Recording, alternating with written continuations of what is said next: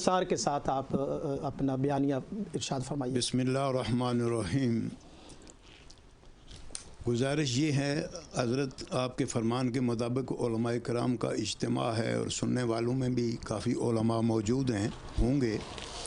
پہلی بات تو یہ ہے کہ اللہ کریم نے قرآن عظیم کے اندر موجود ہے کہ یسألونک عن الأہلہ، اے محبوب آپ کو، کیونکہ اہلہ ہلال کی جمع ہے، ہلالوں کے بارے میں پوچھتے ہیں۔ قل ہی مواقیت للناس والحج، یعنی ہلال ہی کو مقرر کیا گیا ہے۔ جب ہلال ہی سے تو سومو لرؤیتہ ہی، اللہ کے محبوب نے جو ہی کی ضمیر ہے وہ ہلال ہی کی طرف راجع ہے، تو ہلال سے ہی فرمایا۔ اور میں نے پچھلے بھی پروگرام میں کہا تھا، ایک ہے امر اور نہی۔ امر یہ ہے سومو، اور نہی میں ہے لا تصوموا حتی تروا الہلال۔ ماشاءاللہ۔ اور فَإِنْ غُمَّ عَلَيْكُمْ بھی فرمایا، اگر غیم ہو تو فَأَكْمِلُوا الْعِدَّةَ ثَلَاثِينَ۔ تو حضرت جب تک سورج کی ریز سے باہر نہ آئے، کیونکہ سورج جو ہے وہ بڑا ہے، چاند چھوٹا ہے، اور چاند کی جو روشنی ہوتی ہے وہ سورج کی روشنی اس پر پڑتی ہے، اس کی اپنی روشنی کوئی نہیں۔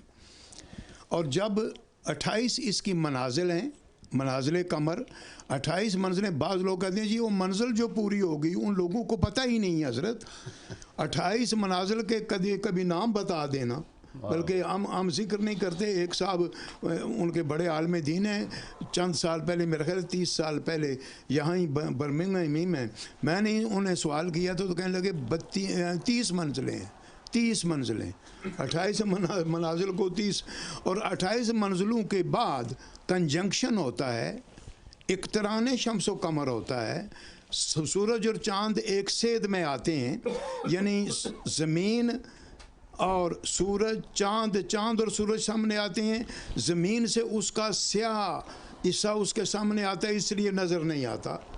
اس کو محاق یا محاق یا محاق، تینوں طرح پڑھنا درست ہے، کہتے ہیں۔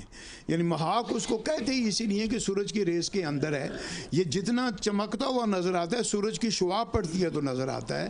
کنجنکشن کے وقت اس کا سیاہ حصہ ہماری سائڈ پر ہوتا ہے، روشن حصہ نہیں ہوتا، ہمیں نظر نہیں آتا۔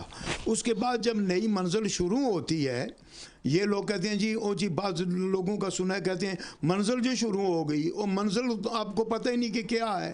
منزل نہیں شروع ہو تو اس کے بعد وہ جب تک ہلال نہ بنے، محاق یعنی ہوتا ہے۔ شریعت مطالعہ میں ہلال کے بغیر اور وہ محاق ہوتا ہے جی، ہلال ہی سے، یعنی کریزنٹ مون کے بغیر ہم شروع نہیں کر سکتے، آغاز نہیں ہو سکتا، آغاز نہیں ہو سکتا۔ بالکل صحیح۔ اگر آغاز ہو تو یہ غلط ہے، تو لوگ کہتے ہیں جی او جی بھائی اب منزل جو شروع ہوگی، جن لوگوں کو پتہ ہی نہیں۔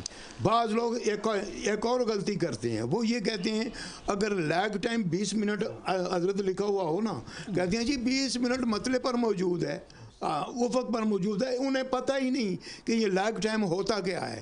یہ center of the sun, center of the sun and centre of the moon. اس پروگرام کا مقصد یہی ہے کہ ہم ان کو آگاہی دیں، آگاہی دیں کہ centre of the sun and centre of the moon کو ماپنے کے بعد وہ یہ کہتے ہیں لیگ ٹائم ہوتا ہے کہ سورج کا سینٹر، چاند کا سینٹر جو ہے سورج کے سینٹر سے اتنی دیر بعد نیچے جائے گا، اس کا معنی افق پر موجودگی نہیں ہوتی۔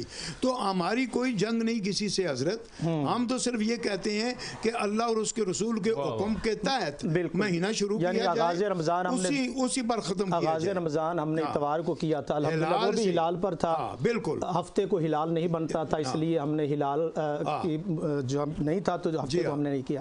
بہت شکریہ حضرت، انشاءاللہ تعالی۔ میرے ساتھ حضرت علامہ محمد فاروق چشتی صاحب، جانا پہچانا چہرہ نور ٹی وی کا تشریف فرمایا، ڈاکٹر راجہ زاہد نواز صاحب ہیں، اور استاذ العلماء ملک المدرسین علامہ مفتی سلمان رضوی صاحب، اور ماشاءاللہ ایک اور ہماری علمی شخصیت حضرت علامہ مفتی ایوب اشرفی صاحب بڑا بولٹن سے تشریف لائے ہیں، علامہ قاری امیر نقشبندی صاحب تشریف فرما ہیں، جناب حافظ مشتاق صاحب مسجد